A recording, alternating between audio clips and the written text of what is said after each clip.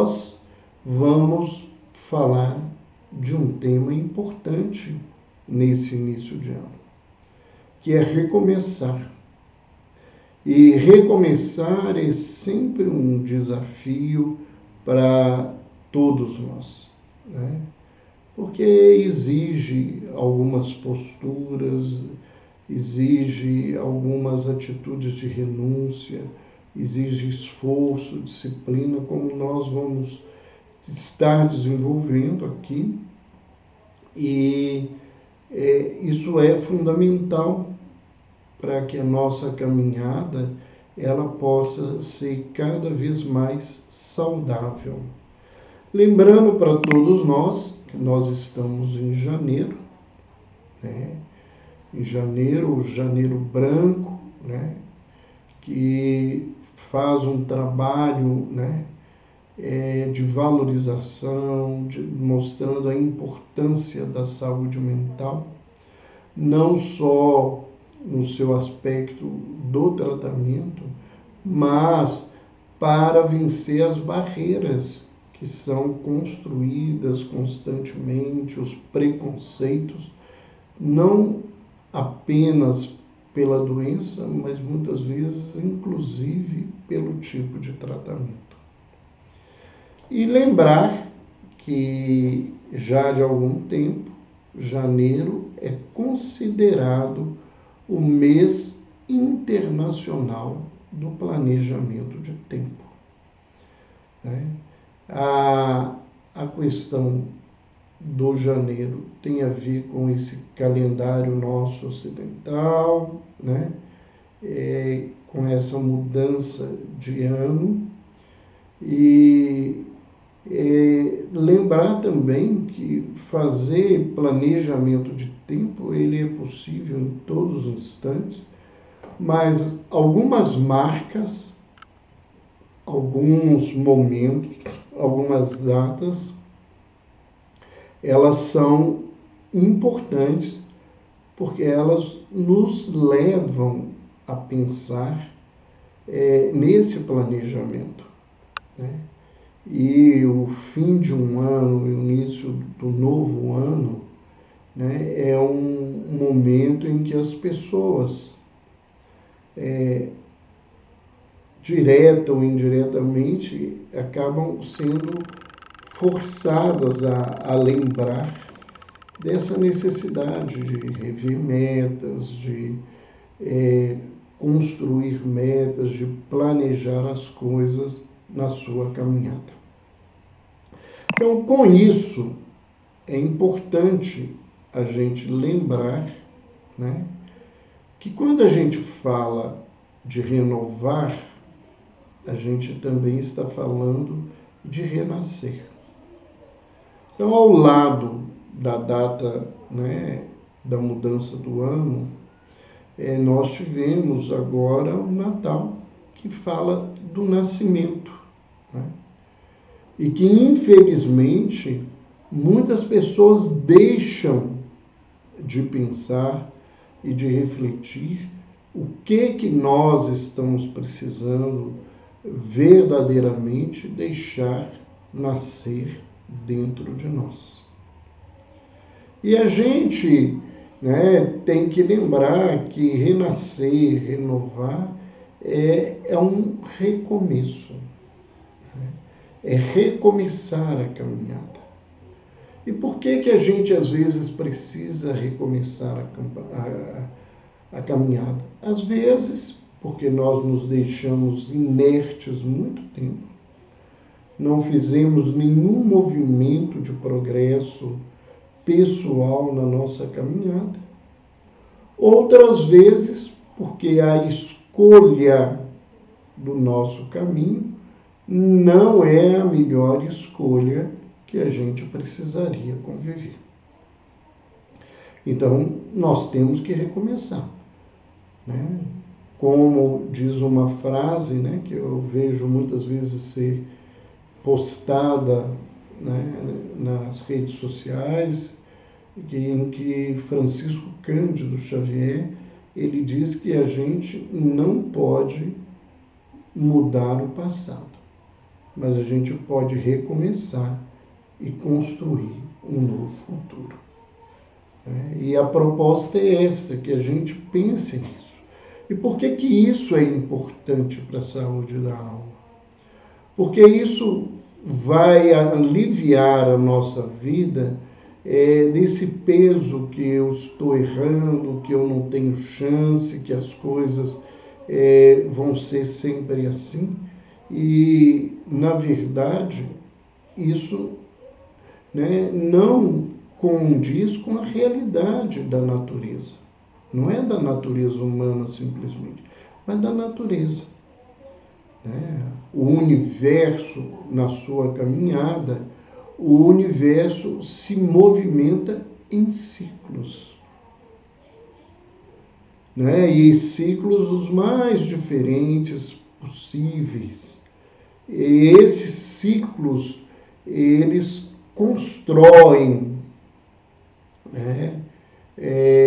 E destroem determinadas coisas para que a continuidade aconteça, né? Mesmo. E nós vamos ver, né, que é importante que a gente aprenda com esses ciclos da natureza.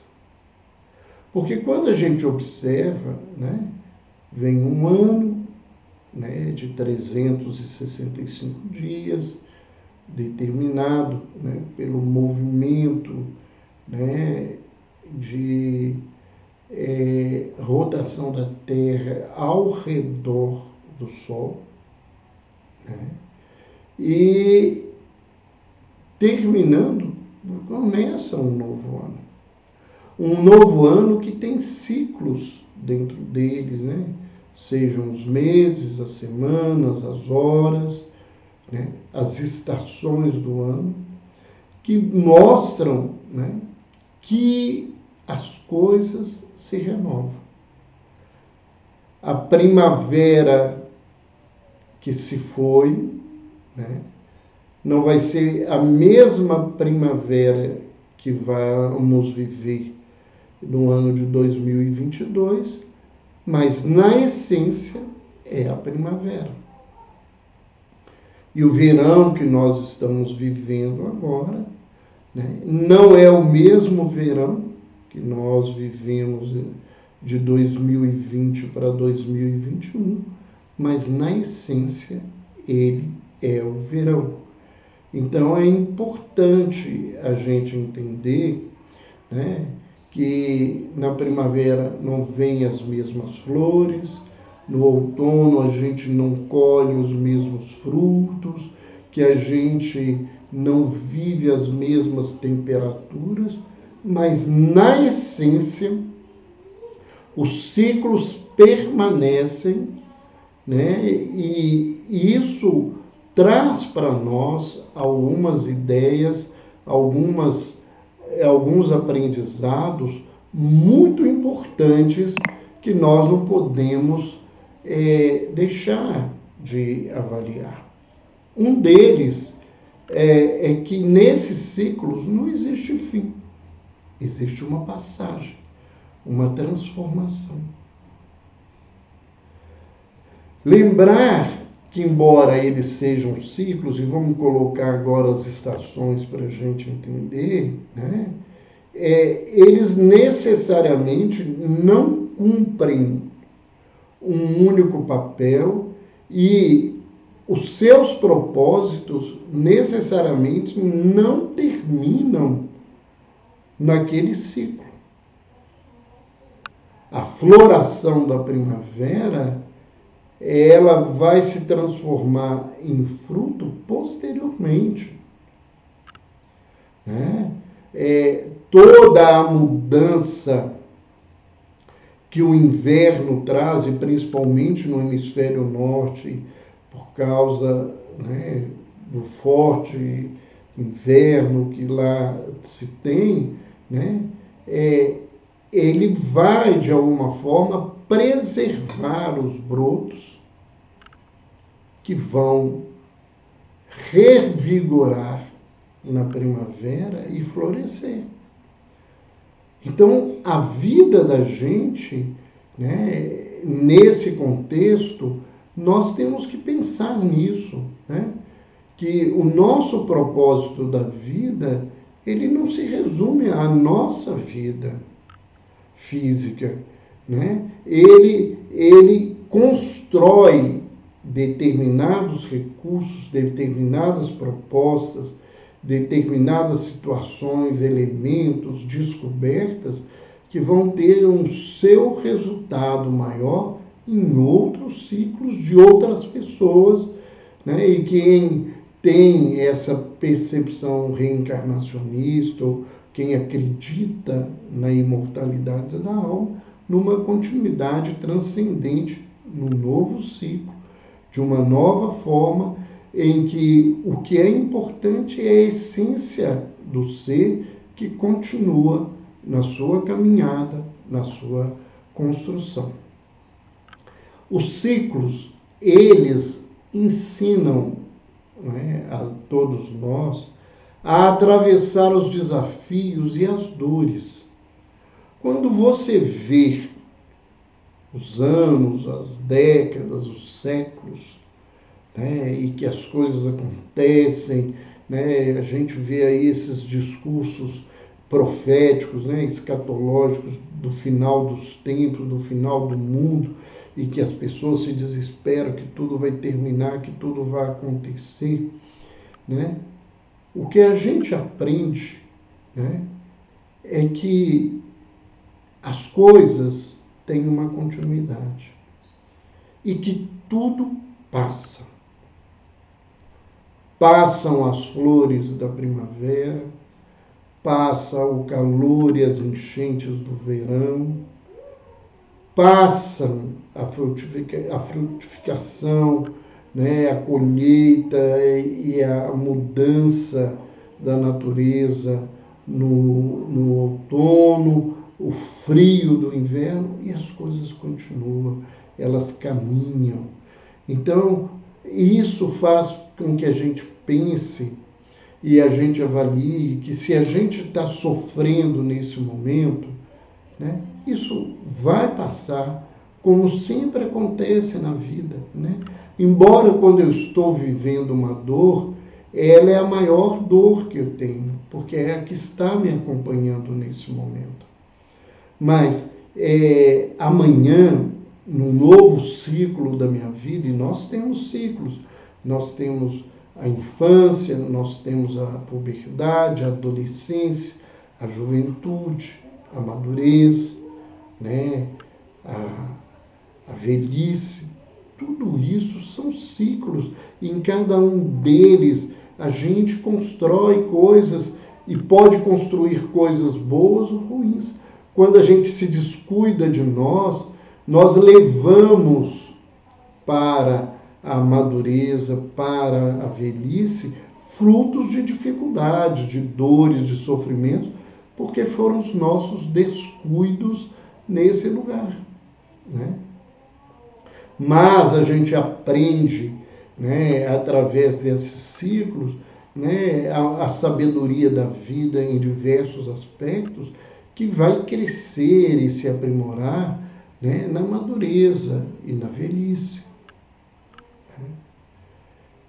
Esses ciclos da natureza, essas mudanças que acontecem, né, e que a gente vê, vem um vulcão e faz toda aquela destruição, e depois aquele material todo é aproveitado num outro determinado momento no ciclo da vida, e aquilo vira fertilizante, rebrota, cresce novamente as coisas.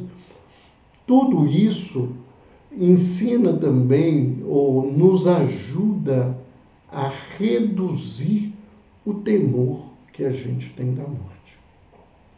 Porque a gente vai vendo, né, que aquilo que parece uma destruição final, né, ele tem uma continuidade. E se a natureza, no seu aspecto físico mais grosseiro, ele tem essa mudança, a gente deve, né, se questionar e se permitir avaliar, né, por que que o nosso ser emocional, o nosso ser intelectual e espiritual seria menos importante e seria destruído, né, numa única vida. Então, esses ciclos, eles ensinam, acima de tudo, a importância da renovação, do recomeçar. Em cada momento da vida, a gente tem que recomeçar as coisas de uma forma nova, de uma maneira nova de ver, com recursos diferentes de caminhar. E nesse sentido, né, a gente tem que se lembrar que por que a gente tem que recomeçar? A gente recomeça, né, a gente sai desse lugar, né, porque o passado, né, deve ficar para trás. Né? E deixar as coisas para trás é também recomeçar e renovar. Quando nós deixamos aquilo que já aconteceu no seu lugar e caminhamos, a gente está recomeçando, a gente está renovando. E é um desafio, porque a culpa, o sofrimento, a raiva, o ódio, muitas vezes o medo nos sustenta nesse passado, né? E a gente, quando fica preso a esse passado, a gente morre um pouco, como diz um companheiro espiritual. Né, que a gente morre um pouco, que a gente fica parado nesse lugar. O que deve persistir na vida é aquilo que é essência, é o espírito das coisas, e não necessariamente as coisas. Não é a moda do passado, não é a forma como se comportava, não é o aprendizado como acontecia, mas o espírito de tudo isso, a essência de tudo isso, que permanece em nós. Porque isto não é passado, isso é presente. A experiência, ela não fica lá. A experiência, ela fica em nós. A memória, as lembranças, as reminiscências, elas estão conosco, elas não estão no passado. Né? Tanto que, muitas vezes, no trabalho de terapias de vivências passadas, as pessoas nos perguntavam e nos perguntam, ainda às vezes atendo algum paciente, mas não é um comum pelo número de pacientes clínicos que eu tenho e a disponibilidade do horário curta, mas eles perguntam, não tem perigo de eu ficar no passado? Quem faz regressão, ele não está indo para o passado como se você entrasse num túnel, né? Lembrando aí as viagens do túnel do tempo, não é isso. Né? Você adentra por um estímulo hipnogênico e você adentra a você mesmo as memórias que estão no seu inconsciente e elas vão vir dentro daquilo que for útil e necessário para a gente. Não como uma questão de fofoca, né, atendendo à curiosidade das pessoas. Até porque essa é uma contraindicação para esse tipo de tratamento. Né? Mas você vai encontrar com aquilo que você tem e que você precisa mudar. Então, nós precisamos entender isso. E mais uma coisa para a gente poder falar de recomeçar. Recusar ou querer negar o seu passado, né? Querer botar uma pedra dele, não é deixar as coisas para trás, é se forçar a querer fugir dele, é também ficar preso a ele. Quando eu tenho um ódio, uma grande mágoa, né? Mesmo que aquela pessoa tenha morrido, mesmo que eu não a encontre em lugar nenhum, eu continuo preso a essa pessoa. Eu continuo ligado a ela. Então, nós temos que ter bastante cuidado nesse contexto de uma busca de saúde da alma, né? É de que negar, né, ou recusar o passado é permanecer preso a ele. Se libertar é fazer um caminho onde que aquelas experiências elas se produzam em direção do bem, em direção da justiça, da verdade, dentro de mim, na minha construção, na minha transformação da vida. Então vamos refletir aqui alguns itens que a gente foi buscando na memória, foi reestudando os temas, revendo alguns conceitos que a gente já tinha escutado, né? Alguns passos, se a gente pode dizer assim, mas eu acho que é importante a gente, quando fala de recomeçar, a gente falar de passos, né? A gente, para recomeçar, a gente não dá saltos. Para recomeçar, a gente não é atirado como uma flecha pelo arco num alvo. O recomeço, como o começo, é sempre através de um passo, né? E o segundo passo para acontecer, ele precisa que o primeiro passo tenha sido seguro e numa direção adequada. E nós, se seguirmos passos, né? Esses passos que nós estamos colocando aqui, é uma forma, uma abordagem de visão.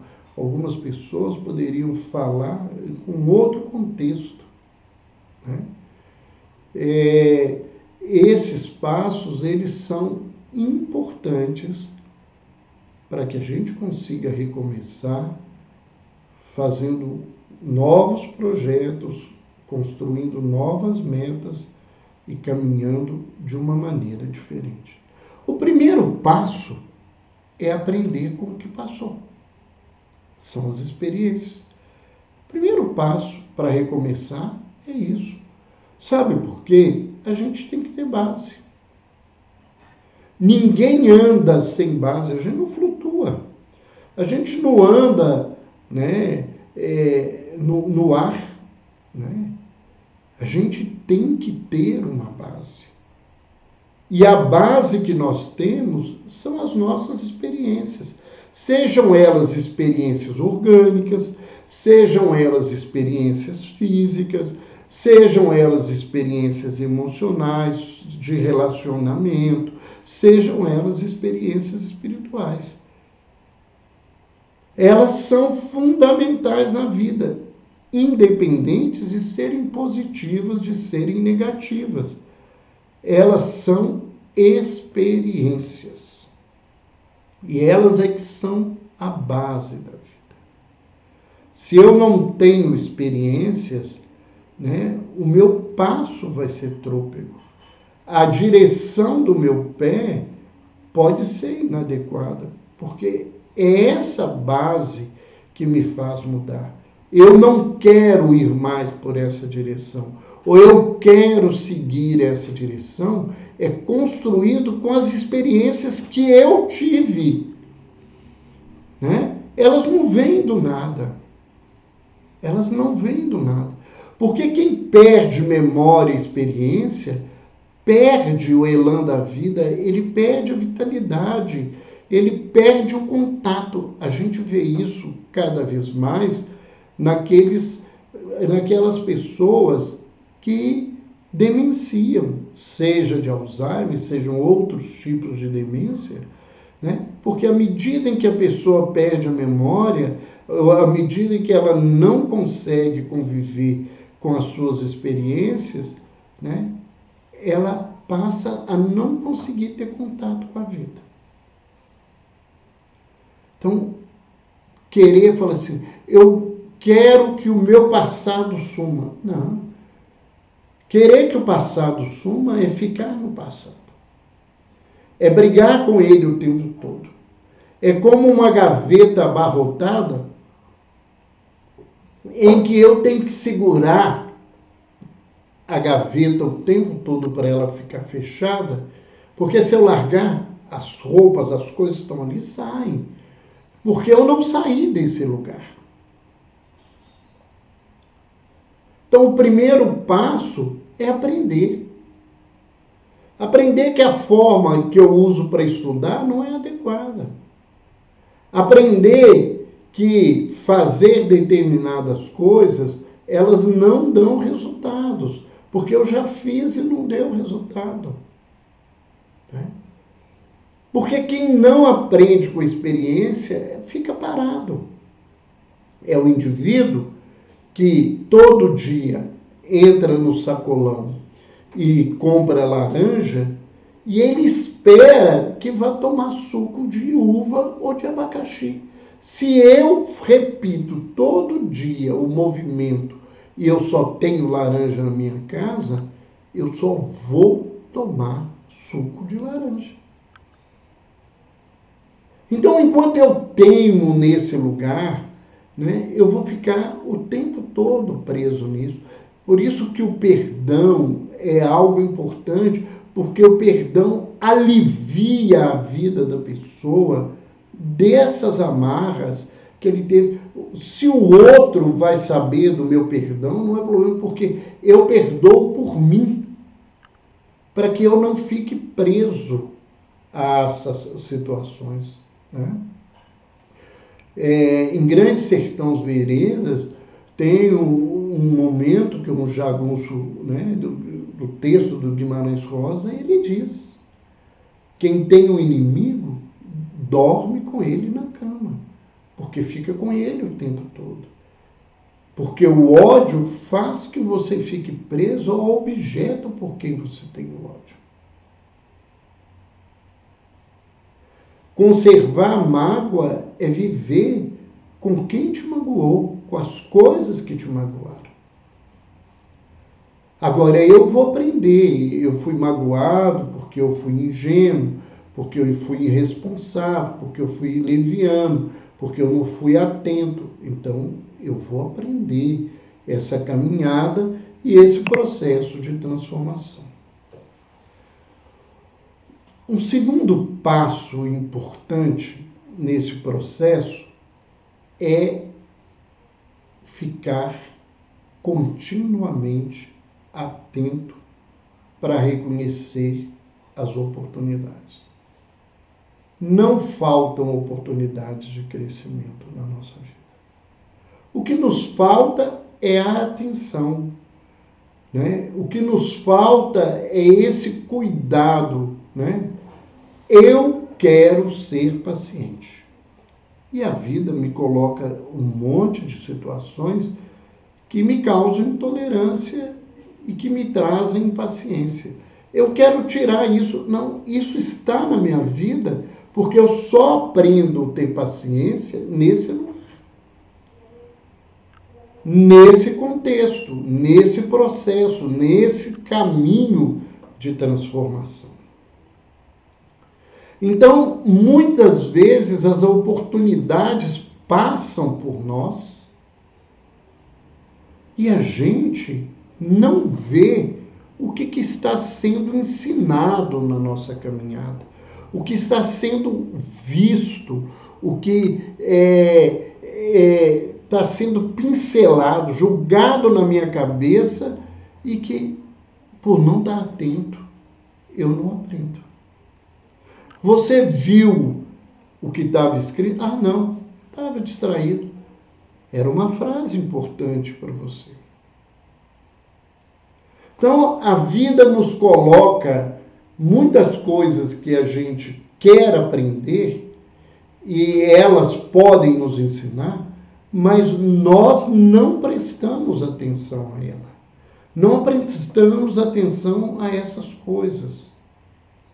Né? Não é uma crítica, é uma observação.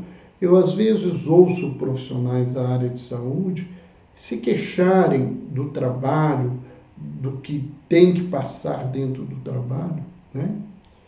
Porque a observação é uma observação de um lado de que eu ajudo e o outro é ajudado. E nesses mais de 40 anos lidando com saúde, eu aprendi, né, e isso foi nos ensinado muitas vezes dentro do trabalho na Associação Médico Espírita de Minas Gerais, na Associação Médico Espírita do Brasil, né, que eu ajudo o meu paciente, mas eu ajudo a ele e ele me ajuda. E muitas vezes na dor dele, eu vou aprender a lidar com a minha dor. Quantas vezes na vida, né, eu sofrendo alguma situação e isso me causando inúmeras emoções, ao escutar um paciente me relatar alguma coisa, eu pude ver que a minha dor não era tão grande. Então, não era uma questão de pena dele, né? É uma questão do aprendizado que ele me trouxe naquele momento, naquele contexto. Né? Muitas vezes, ouvindo relatos de pessoas que cometeram ações que causaram para eles um sentimento de culpa adoecida, que é o remorso, né? Condutas que são consideradas crimes na nossa sociedade, eu pude ver, né? Não condenando aquele indivíduo, mas buscando a oportunidade de ouvir alguém que mata, que rouba, que faz as coisas nesse contexto, né? Que para a gente cair nesses buracos não precisa de muita coisa. Só precisa de vigilância. Né? É muito complexo esse contexto. Né? É um aprendizado que a gente precisa promover na nossa caminhada. Mas isso a gente tem que estar atento para reconhecer as oportunidades. Né? E oportunidades não são oportunidades só no campo material, né? São oportunidades no campo das emoções, das relações, no campo espiritual. Né? Quanto eu aprendo com a dor do outro nesse contexto. Um outro passo importante, né? Um outro passo importante é que a gente precisa aprender a estabelecer metas, né? Porque muitas vezes a gente não sabe nem o que é uma meta, né? A gente não sabe diferenciar, por exemplo, uma meta de um projeto. A gente não sabe determinar uma meta que seja real, que seja possível e que é necessária para a minha caminhada. Porque para que eu determine uma meta, eu primeiro tenho que reconhecer os meus recursos. Não adianta eu determinar uma meta, e aqui é só um exemplo, que isso necessariamente não é uma meta minha, né, de que eu quero, né, ir para Saturno, ensinar as coisas que eu gosto. Porque eu não tenho recursos, e a Terra não tem recursos para me levar para Saturno. Para que vai servir essa meta na vida? Para não ser cumprida, para não acontecer, para causar frustração. Tem muita gente adoecida mentalmente por causa das metas falsas, né? Das metas, das ideias de grandiosidade que o indivíduo tem, né? Quantas pessoas acabam frustradas com as promessas que eles veem nas redes sociais, que prometem milagres, né? E aí eu não estou falando milagre religioso, né? Que de um dia para outro a sua vida vai mudar, que você vai ficar com não sei quantos mil seguidores, que você vai ganhar não sei quantos milhões de reais. Essas coisas, isto, né, na verdade, isso é algo para atender as metas adoecidas que a gente carrega na vida de grandiosidade. Nada na vida muda de uma hora para outra. E muita gente fala assim, mas quem ganhou na Mega Sena da virada, de um dia para o outro ele virou milionário. Mas o histórico de muitas coisas nos mostra que os milionários, por exemplo, dos jogos, dos milionários envolvidos no garimpo, essas coisas que mudam, eles acabam pobres também de uma maneira muito fácil. Porque isso é uma fantasia, isso não é uma realidade, né? Eu, às vezes, não tenho recursos em mim para manter uma coisa nesse contexto e nesse nível. Não que as pessoas não possam desejar isso, não estou dizendo. Mas o que eu estou querendo passar e colocar é que a gente tem que pensar que meta que eu quero, né? Quais são as metas reais? O que eu preciso na minha vida? E às vezes eu coloco uma meta, né? E a frustração caminha rapidamente com essa meta, porque ela não é cumprida, porque eu não pensei em outras coisas. Vamos lá, né? Vamos falar da gente, para que vai falar dos outros? Então vamos falar dos gordinhos como eu, que a gente faz meta de emagrecer. Meta de emagrecer interessante? Mas será que ela é plausível?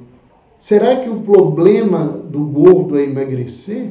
Ou o problema do gordo é a gula, é a indisciplina, é a falta de educação alimentar, é o aprendizado da renúncia, da remodelação do gosto, de um monte de coisa. Porque a gente não emagrece, né? Não é só, né, porque não fez algo, é porque não fizemos os passos para mudar esse lugar, né?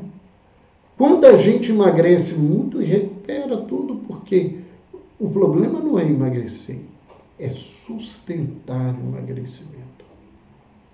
E sustentar o emagrecimento envolve uma palavrinha que a gente não gosta muito dela, que se chama disciplina, que exige renúncia, né? Então, se eu não renuncio a um monte de coisas, eu não tenho jeito de caminhar de uma outra maneira e de crescer nesse processo. Então, para que eu estabeleça metas, eu tenho que ser capaz de fazer um trabalho de autoconhecimento, né? De ver os recursos que eu tenho. Porque se eu não tiver esses recursos, talvez eu tenha que buscar outras metas para que amanhã eu consiga vencer esse processo. E às vezes até mudar a caminhada, porque muitas vezes eu coloco uma meta que ela está para caminhar no fracasso. Eu quero ser paciente, mas eu sou impaciente, eu vou ficar impaciente porque eu não tenho paciência.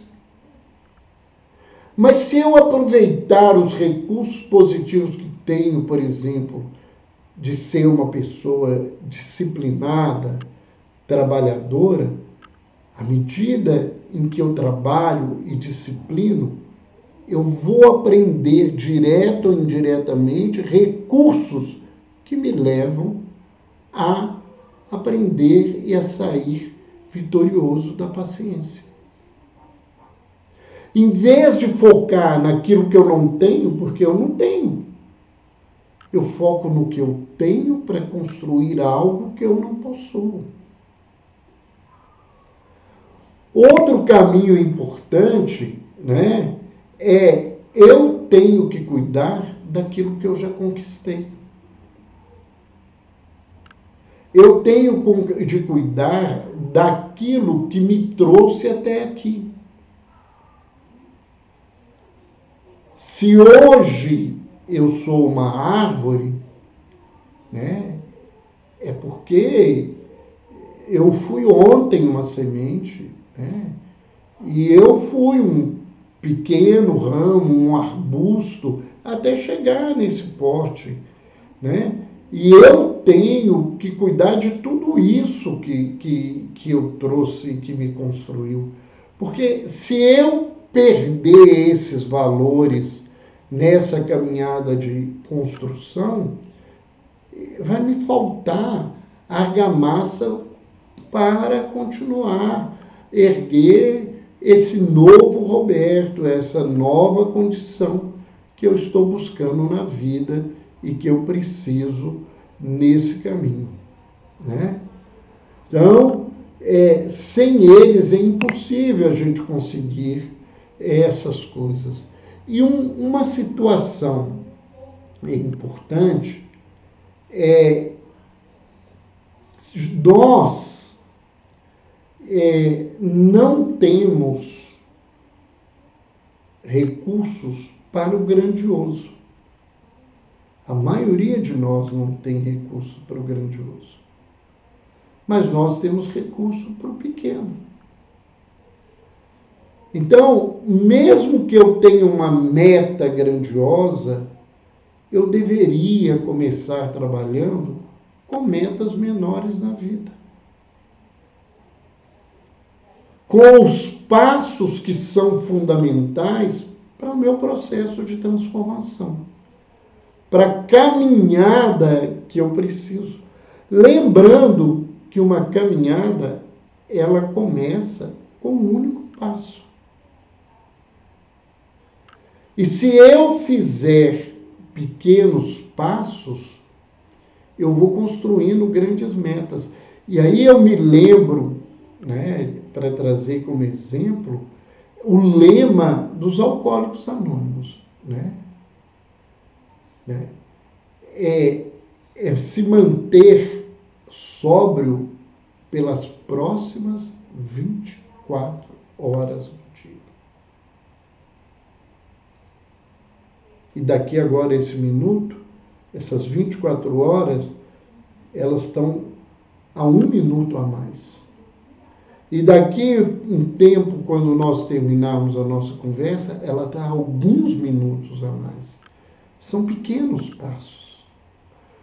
Eu, dentro do hospital, um tempo conversando com um dos coordenadores dos Alcoólicos Anônimos que trabalhava no hospital, né, eu descobri que dentro dos Alcoólicos Anônimos eles têm abordagens diferentes. Então tem um grupo que trabalha com aquelas moedas, né, ou aquelas fichas. Então, eu tenho 30 dias de abstinência, tenho 60, um ano, eles comemoram. Essa é uma forma, não está falando que isso é certo ou errado. Né? Mas é muito frustrante, depois de um ano, eu ter uma recaída, e essa recaída parece que destruiu o ano inteiro que eu caminhei. Então, existe um grupo que eles não fazem esse tipo de visão. Eles se ocupam com aquela ideia primordial dos Alcoólicos Anônimos. É 24 horas de sobriedade. Quando termina uma 24, é outra 24. Então, é sempre um pequeno passo, e se eu tiver uma queda, é uma pequena queda. É uma queda que aconteceu nessas 24 horas. E quando nós queremos construir coisas, é preferível que a gente mude determinados passos pouco a pouco. E à medida que a gente vai vencendo uma meta, a gente vai caminhando para essas metas maiores. Né? Outra questão importante, né, é a gente ter o cuidado de não estar caminhando com fantasias. Porque as fantasias são do campo do ideal. Eles não são o campo da realidade. Muita gente vive de fantasia. Né? É um casamento que será onde você vai ser feliz para sempre. Mesmo os casamentos duradouros e muito duradouros, eles não são felizes para sempre. Isso é uma fantasia. Né? Os contos de fadas, eles têm uma função psíquica importante na vida da criatura. Tem gente que condena, que não pode isso, não pode aquilo, é o contrário. O aprendizado nos mostra o quanto que isso é importante para a criança, o quanto que isso é importante para a vida. Mas, num determinado momento, eu tenho que ter clareza que isso é um conto de fada, isso não é a realidade. Até porque a realidade, por exemplo, do conto de fada não é a realidade da vida. A realidade do conto de fada, você beija um sapo, ele vira príncipe. Você beija uma gata borralheira e ela vira princesa. Né? Na vida, né, na histórica do casamento, a gente geralmente beija o príncipe e ele vira sapo, a gente beija a princesa e ela vira gata borralheira. Né? Porque a realidade é outra. Então, diferenciar o que é fantasia do que é meta. Né?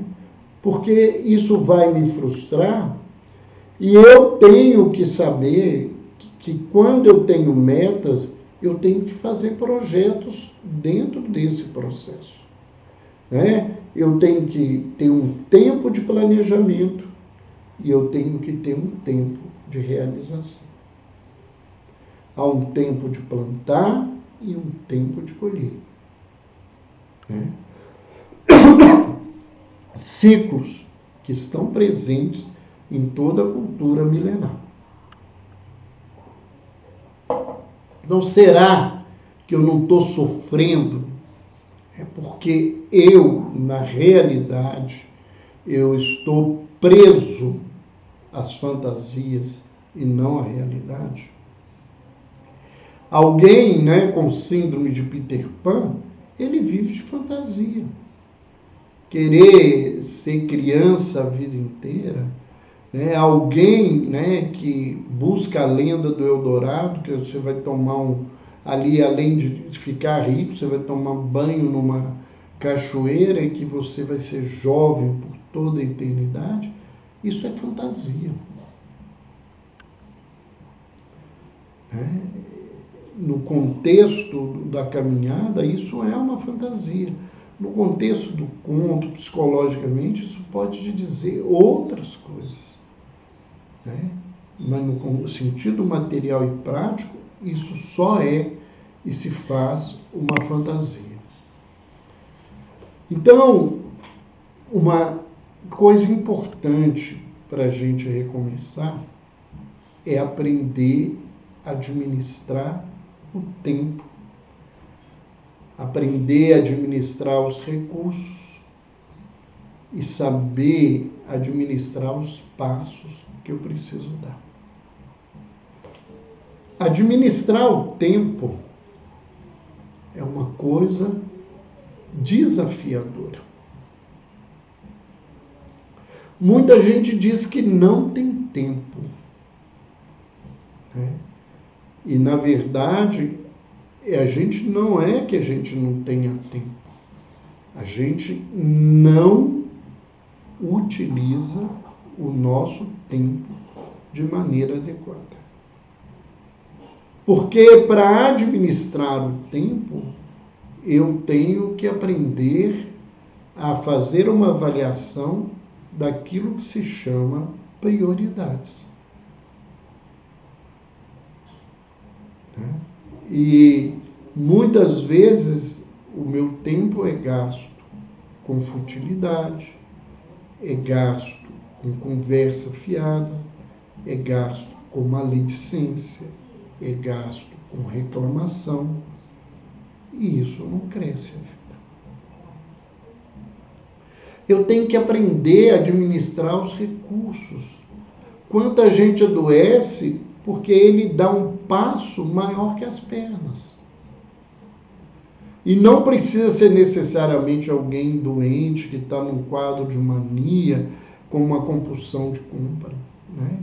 Às vezes, num jogo de fantasia, de desengano, né? num afã determinado da vida, em que eu não estou administrando as coisas, estou fazendo as coisas sem cuidado, eu dou esse passo e caio.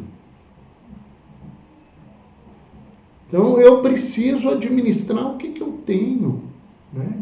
Não adianta eu sonhar em fazer uma viagem ao mundo em 80 dias se eu não tenho, para fazer uma viagem ao mundo em 80 dias, eu não tenho dinheiro para sustentar uma aeronave que vai fazer a minha viagem em 80 dias. Se eu não tenho determinados recursos, né? Então, eu preciso saber que passo que eu posso dar.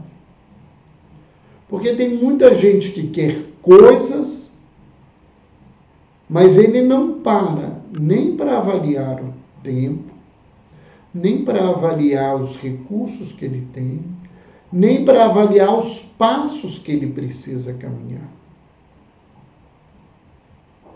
Ele só pensa no prazer de ter. Ele só pensa na vantagem do ter. Ele não pensa no ônus que esse ter tem na vida dele.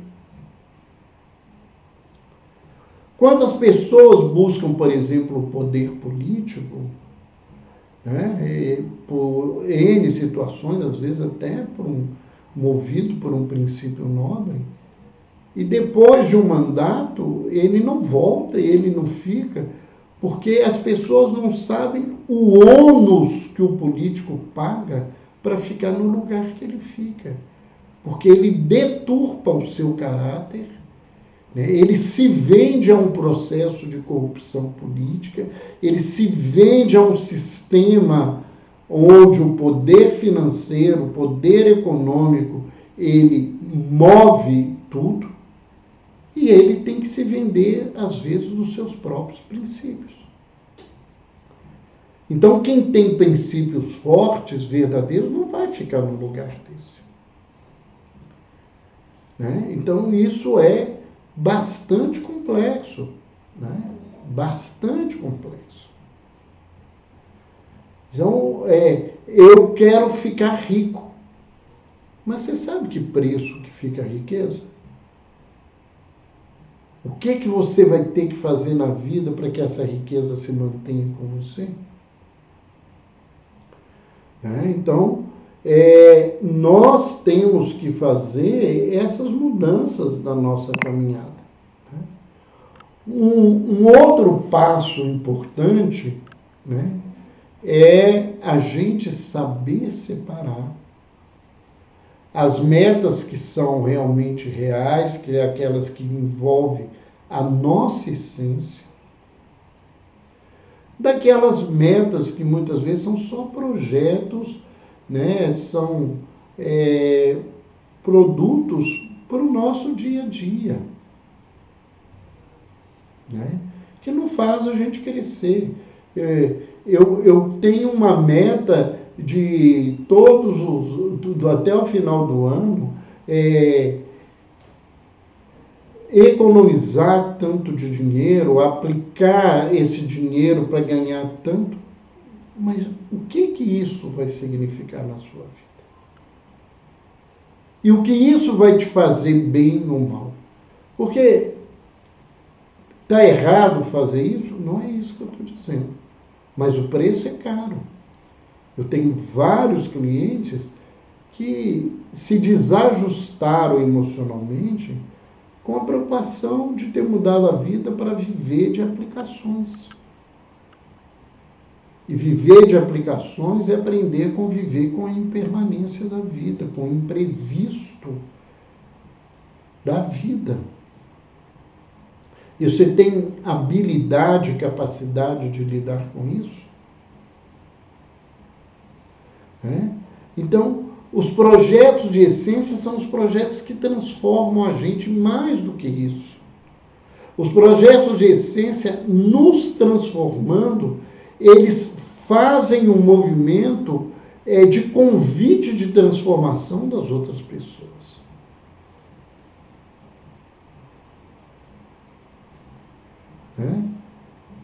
Não é eu ter um novo curso de pós-graduação, não é eu ter um doutorado, é o que isso vai significar na minha vida.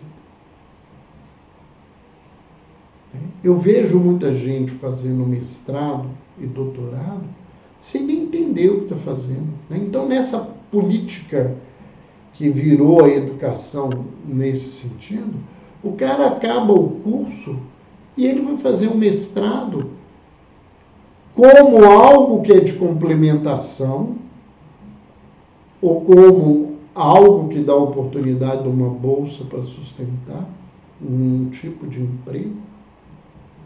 Mas mestrado é algo que as pessoas deveriam fazer porque o objetivo delas é de serem mestres. Mas eu não vou dar aula, não. Eu odeio isso na vida. Então, para que eu faço mestrado se eu não quero ser mestre?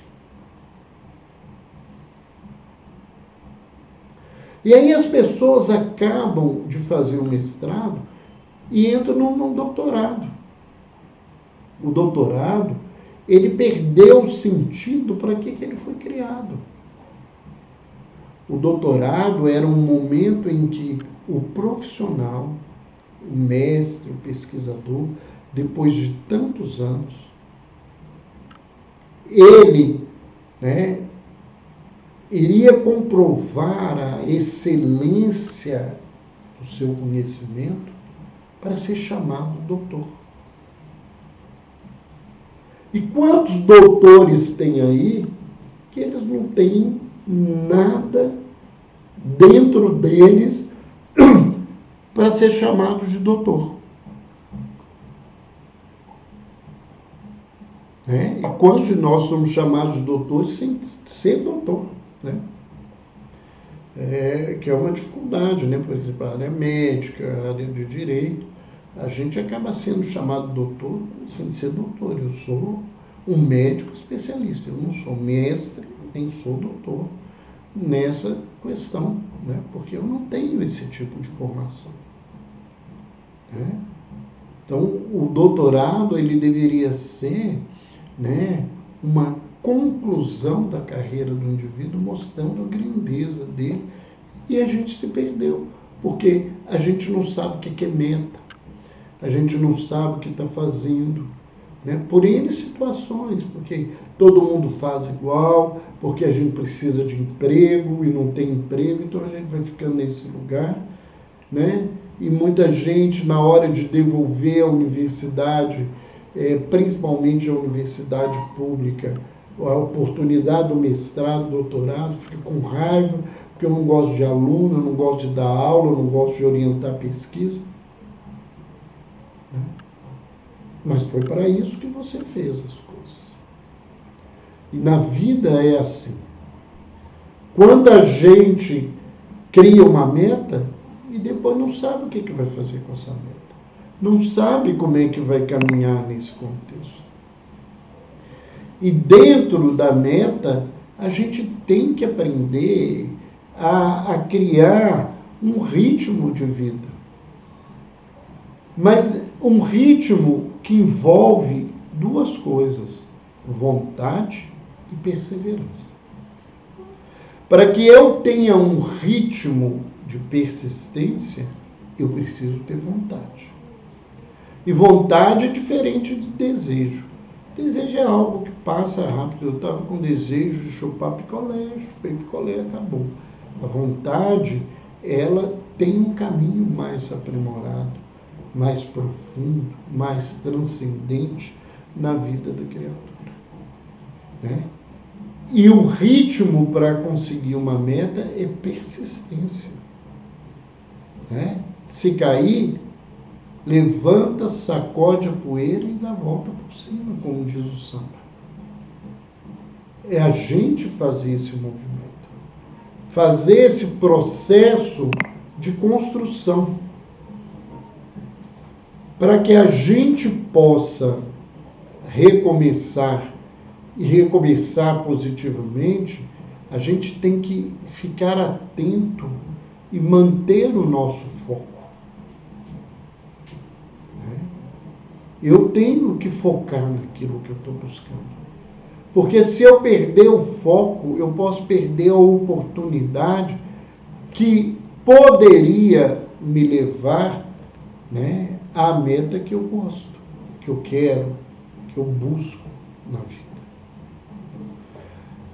Ainda nesse contexto, né, a gente, para fazer coisas melhores na nossa vida, para a gente fazer um crescimento que a gente possa identificar como uma saúde da alma, uma saúde plena, grande, a gente tem que fazer uma renúncia.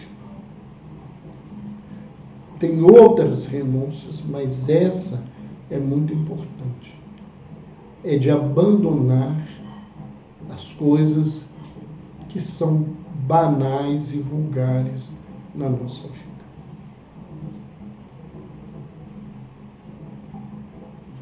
Eu ouvia há um tempo atrás, e essa frase me ficou marcada, ouvindo no YouTube alguém falar, que agora eu não me lembro quem foi, mas me lembro desse ensinamento, né, que ideais nobres, eles não são compatíveis com gostos vulgares. Se eu quero que a vida seja melhor, as coisas têm que se mudar.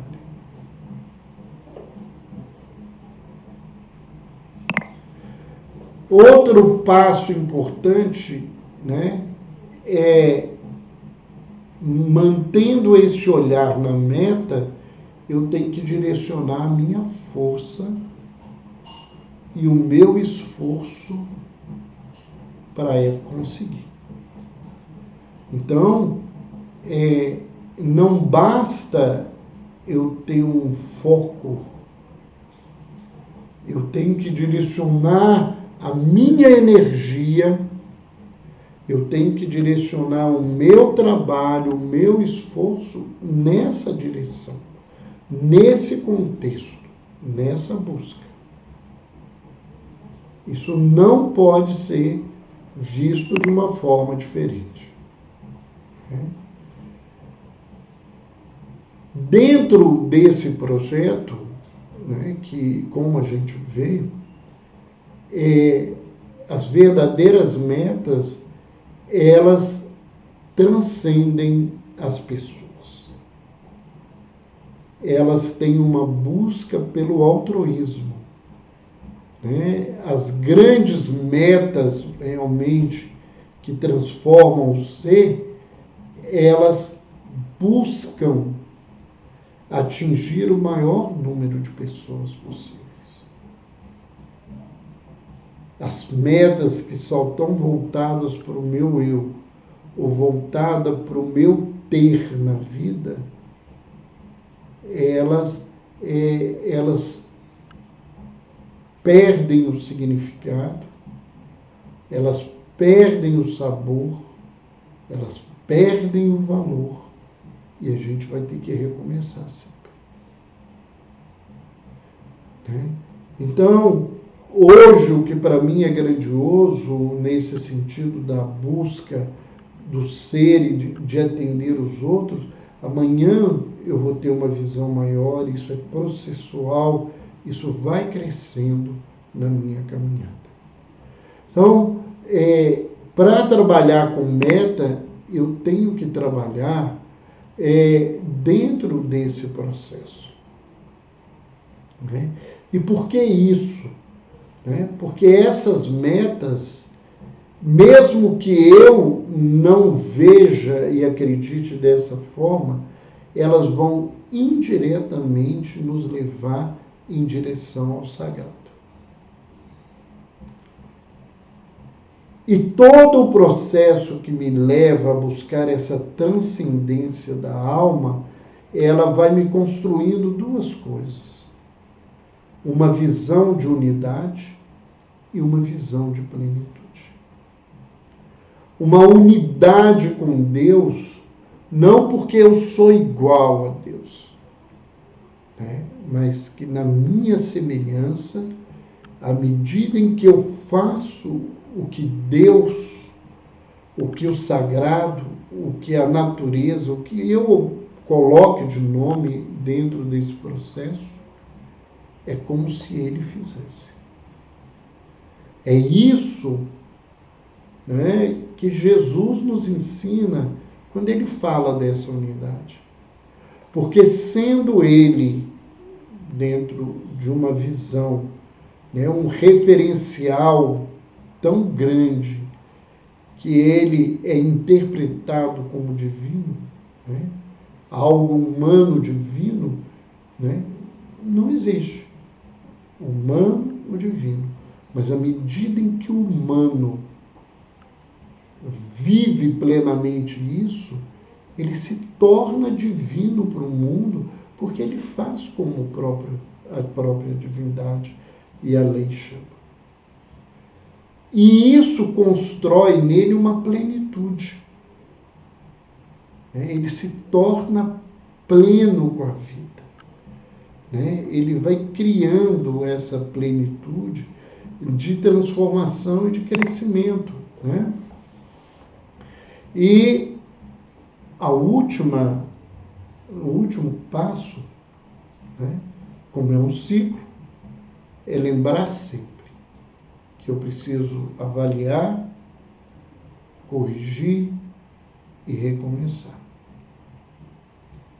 E para fazer isso, eu necessito humildade, de reconhecer meus limites e as minhas possibilidades.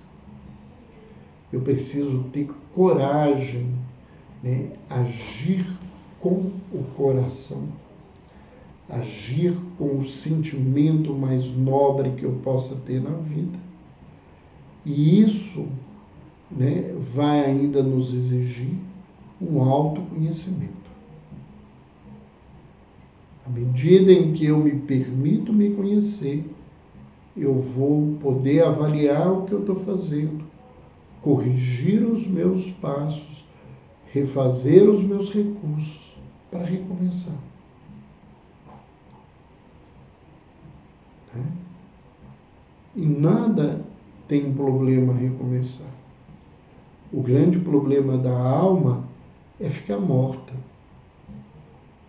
E a morte, né, é estar estacionado naquilo que não é bom, naquilo que é mal.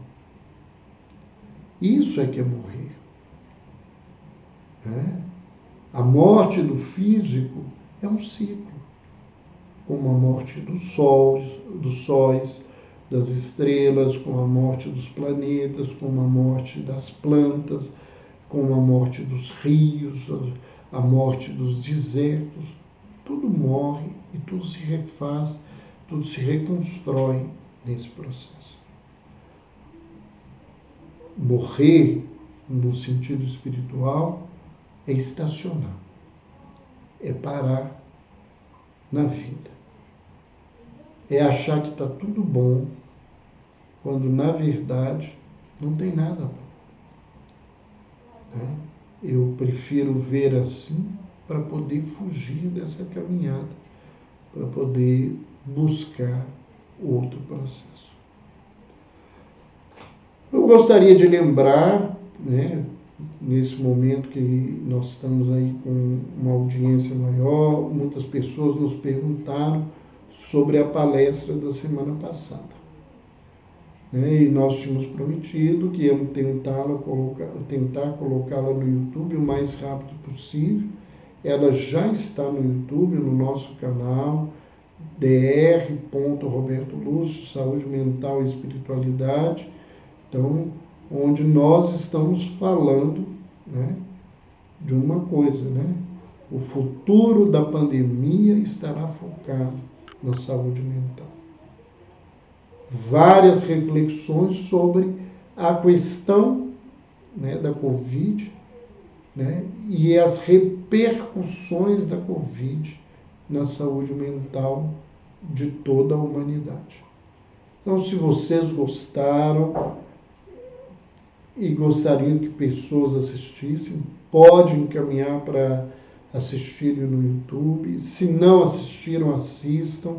Se inscrevam no canal, isso é importante para que a gente possa estar divulgando isso mais, né?